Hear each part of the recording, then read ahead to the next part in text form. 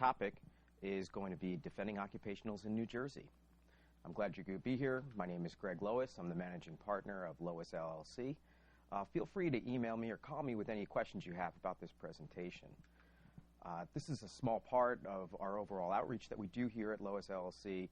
I hope everyone who's watching this webinar has a copy of our written handbook, has visited our website where we have literally hundreds and hundreds of articles on topics in New Jersey workers' compensation law, and of course have subscribed to our newsletter.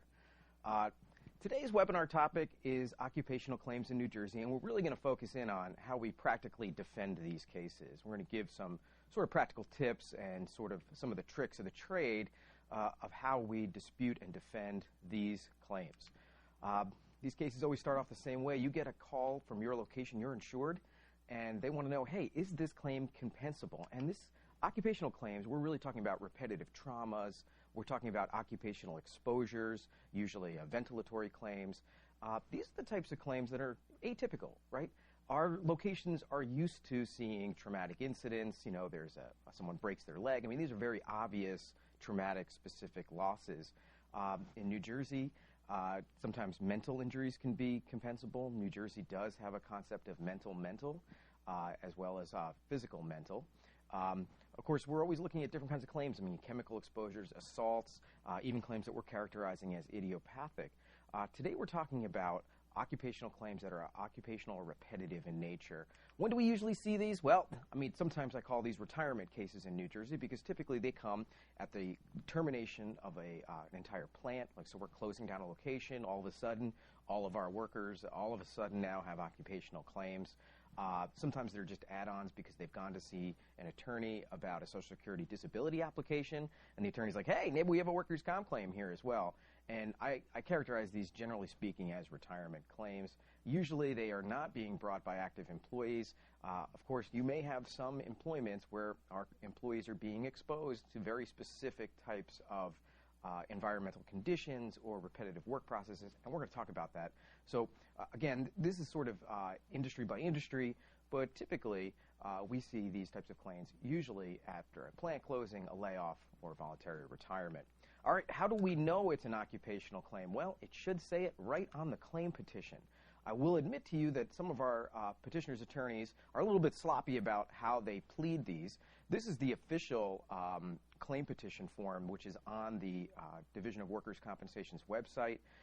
As you can see on this form, it's very clear, it's very specific. It says, hey, did you have an occupational injury? If so, check this box. And then it even says you've got to list the times and the exposure periods. Well, you don't have to use this form.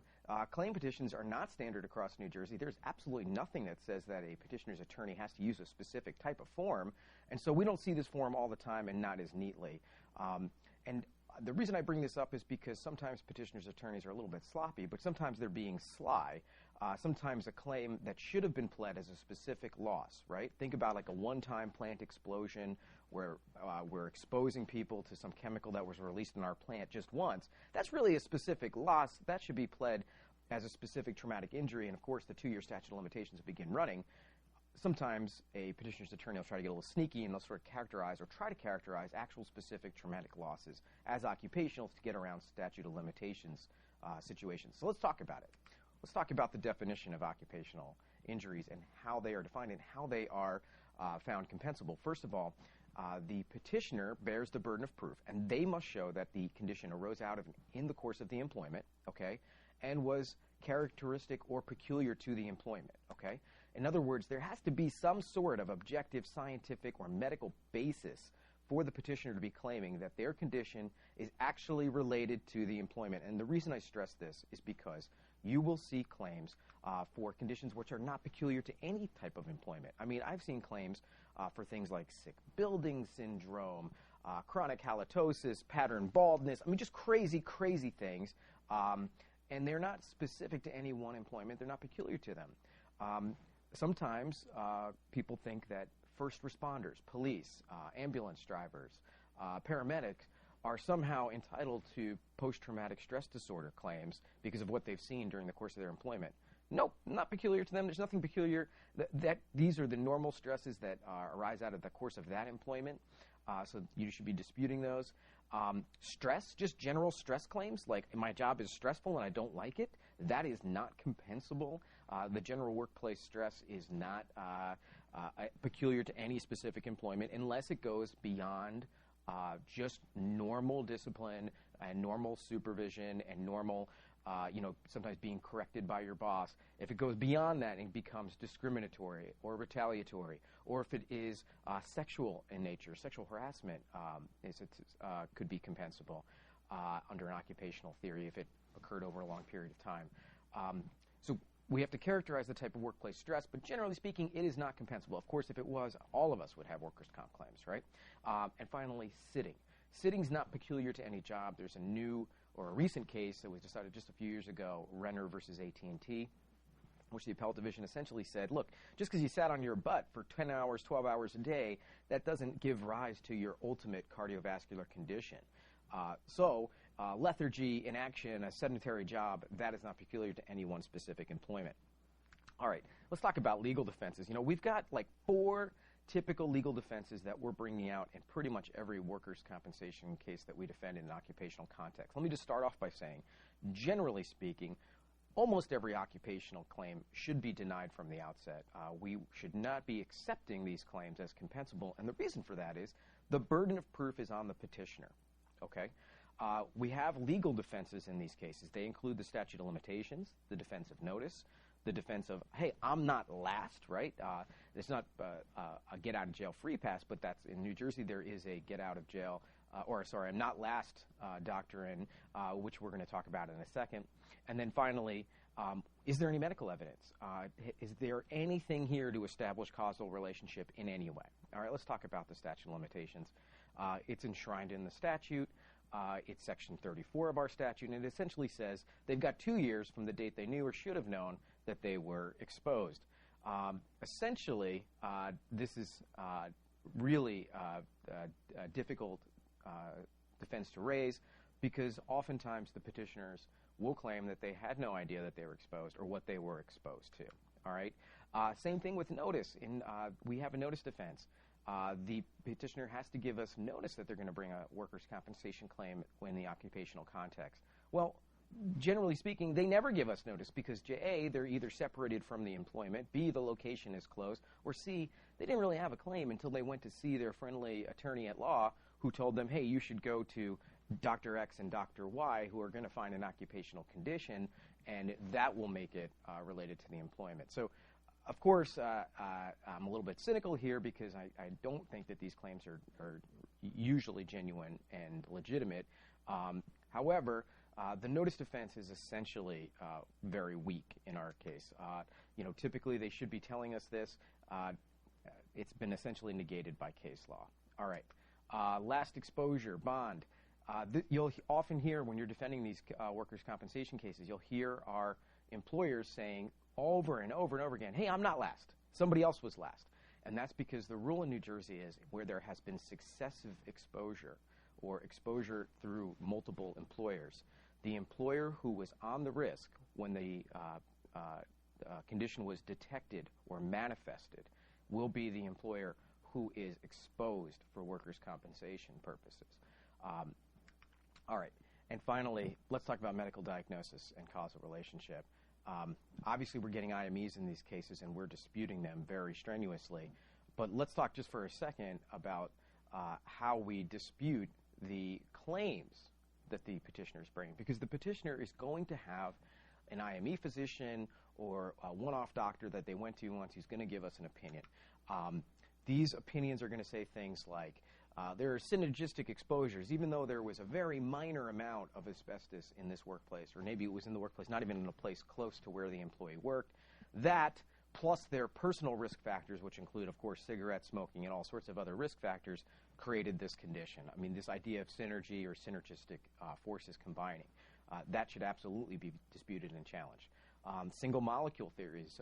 15 years ago, there were physicians saying that if there's a single molecule of a cancer-causing agent found anywhere in the workplace, and they would determine this by use of MSDS's, material safety data sheets, then of course every cancer that has ever developed in this workplace was a result of that one-time exposure, even if there's a single molecule. I mean, these are very weak theories. Further, petitioner's attorneys will often produce these net opinions from doctors. So the doctor will just know two facts. The person has cancer. The person has a pulmonary defect. And he'll know one other fact. He worked for an employer. And the opinion will just simply says, he has cancer, he worked for this employer, ergo, the cancer is due to working for the employer. And these opinions are really based on nothing. There's nothing really there. There's no studies they're looking at. There's no longitudinal tests. It's just really a, hey, I think this is what what caused it. And those are just purely net opinions, and they should be challenged. And finally, the position or the threshold that the petitioner has to meet is they have to show causation more than just de minimis, right? So they have to affirmatively show how their condition actually was caused by the employment or exposures in the employment. And that's a difficult standard for them to actually meet. So that's something where we want to really hold their feet to the fire. How these cases are closed? Well, we try them, we settle them, or they get dismissed. I'm not going to spend a ton of time on this because I'm going to talk right now about how we do practically, how we defend these cases. Okay, step one or step zero, or before you even wake up in the morning, when you hear someone claiming they have an occupational claim, our general position should be to deny and challenge these claims. Why? Again, the burden of proof is on the petitioner. Two, it sets you up for a Section 20 or a de minimis, maybe a cost of litigation settlement to resolve the matter quickly. Three, we're denying the cases because, generally speaking, we know things about the actual exposure. We probably know more about the actual exposure, or at least we should know more about the actual exposure than our adversary does, right? The video that's up on the slide right now is basically asking the question, hey, we know what our plant looks like. We know what our facility looks like. We know what our workers are doing. Hey, do these claims make any sense at all? I mean, really, do they fit with our understanding of what actually goes on in our own workplace? And when we've had, again, maybe we've had a specific leak or an explosion or something in our facility, but then should the claim be characterized as an occupational? Maybe it should be characterized as traumatic. So again, let's look at our actual risk. And sometimes, I know as a carrier, when I'm defending carriers, they don't have a great deal of insight into the locations. They don't have boots on the ground, somebody in the actual workplace. All right, but there's plenty of places we can go to get information about this workplace. I mean, just think about the type of OSHA reporting and Department of Labor testing that's done in the average workplace. The answer is a lot of it. And that's all obtainable. It can be obtained via Freedom of Information Act request. It can be obtained via subpoena. So we can really start to find out what's going on in this workplace. Obviously, post-loss, we're going to ask questions like, hey, was personal protective equipment, PPEs, were they available? Were people using them? Is there a record that this petitioner was issued PPEs and that they used them? The only kinds of occupational cases that I typically see being accepted sort of right off the bat are carpal tunnels. Some of our employers are like, hey, Greg, look at this workplace. I mean, they're using their hands all day. We're on an assembly line, or they're operating machines all day. When a carpal tunnel case comes in, we just accept them. We don't fight them, and the reason is because, generally speaking, the carpal tunnel surgery is quite successful at relieving the condition, and it's cheaper just to maybe just accept them. So, but even in those cases, hey, has there been ergonomic studies in the workplace? Have there been studies about industrial hygiene? What have we done? What do we know about the workplace? So that's the first place to start. And by the way, that information, when we give it to our IME doctor, that's pretty powerful stuff. Generally speaking, the petitioner's IME physician, the physician who's coming forward with this opinion that, hey, he's got a condition, B, he worked in a workplace, ergo, it must be because he worked in the workplace. Well, if we're able to show NIOSH testing, OSH records, our own internal industrial hygiene records, reports and surveys and samples and air quality tests, all from the location, which show, hey, there was none of this stuff in the workplace, or if it was, maybe it shows up on an MSDS somewhere, but it's not actually, affecting the workforce, and here's our industrial hygiene testing and reports to show that. Well, doesn't our IME doctor now have a lot more information? And doesn't our IME doctor able to produce a more credible report? I think so. Those are ways to defend the case. New Jersey allows actually a lot of discovery in workers' compensation cases in the occupational context. First of all, we can serve them with the normal request for medical information. This is a demand for copies of any and all medical records related to their claim. most of the time, that's just their IME report, okay, from their one-time visit to the pulmonologist who gave them pulmonary function tests on a computer and then said they had a ventilatory defect, okay? But we can absolutely serve them with interrogatories. And the interrogatories are pretty powerful. Let's talk about that. They require that the petitioner set forth the dates of all treatment and who they got treatment with. We can then go back. I'm going to go back on one slide. We can go back and then use subpoenas and HIPAA releases to go obtain all that medical information. Sometimes we discover that the condition that they're alleging is related to our employment. They got treatment for it 10 years ago. By the way, while they work for a different employer, great. Now I've got someone else I can point the finger at in terms of successive exposure. I love this kind of stuff. Have they filled out and filed a Social Security disability application? What are they claiming on that application? What are the conditions? And of course, when we're representing the employer directly or through a carrier, we should be able to obtain the petitioner's personal health records, which were part of their employee personnel file. Okay. Again, some of my clients will say, hey, let's get a HIPAA before we do that. There is an exemption in HIPAA requirements for us to get the actual medical records of the petitioner's employer. Regardless, those are very valuable because they can show that the condition manifested and was fixed and measurable a decade ago. Or, hey, look, Judge, when we're arguing the case, look, they never had a single day worth of treatment for this ever. They went to one IME doctor. Judge, this is a de minimis case. Let's Section 20 and get rid of this thing, okay? Selection of our IME physician, incredibly important. This is where we should spend a lot of time and effort to make sure we get the exact right expert for our case. You'll find that in the pulmonary context, and those are typically the post-retirement or post-separation claims that we see. In that context, petitioner's counsel are using general physicians, general surgeons, general practice doctors. I love to use pulmonologists. I can give suggestions and recommendations of who to use if you need some suggestions. And then we like to give the physician a cover letter which gives them a much as thorough an overview of the petitioner's work history and records, and of course all the medicals, everything we've obtained through discovery, all our occupational interrogatory answers, everything we can. We're going to be able to cross-examine the petitioner's IME physician. Generally speaking, their credentials aren't the best. I like to prep with my expert questions for how I'm going to attack their findings. They're supposed to be focusing on objective scientific evidence, but are they? I like to cross-examine them on how subjective their statements of exposures are, and of course discuss the existing medicals. All right. Surveillance in occupational cases, generally speaking, is not that useful. Generally speaking, we're fighting about the actual exposure more so than the amount of disability. However, I just want to remind everyone, surveillance might be valuable in cases where they are claiming a significant disability. And let's remember, every dum-dum in America has placed themselves under self-surveillance with their Facebook accounts and Twitter and Instagram and all the other things that they're up to. So what a great, easy piece of low-hanging fruit to go and grab on these claimants. All right. Ultimately, the majority of the cases that we resolve are by way of settlement. Generally speaking, we are trying to push these cases towards a Section 20 resolution. That is our goal in the majority of these cases. Again, usually when we see these, they are post-separation, post-termination claims, and our goal is to move them quickly to resolve them. Very few of these get actually tried, and that's basically because of the maturity of the proofs. The petitioner's attorneys are using the same IME physicians all the time. The cases have quite predictable outcomes. Generally speaking, don't need to be tried except in the most extreme cases. All right, that's a little bit about handling occupational claims. This is not a live webinar. Unfortunately, it had to be pre-recorded due to my travel schedule. Please feel free to reach out to me. My email address is here, and my office phone number is up on the screen. Please feel free to reach out to me with any questions you have, and please join us next month. Our topic is going to be getting the most from your IMEs, and we're going to talk more in depth about prepping the IME physician, picking the IME physician, and then how we use the IMEs effectively to resolve claims.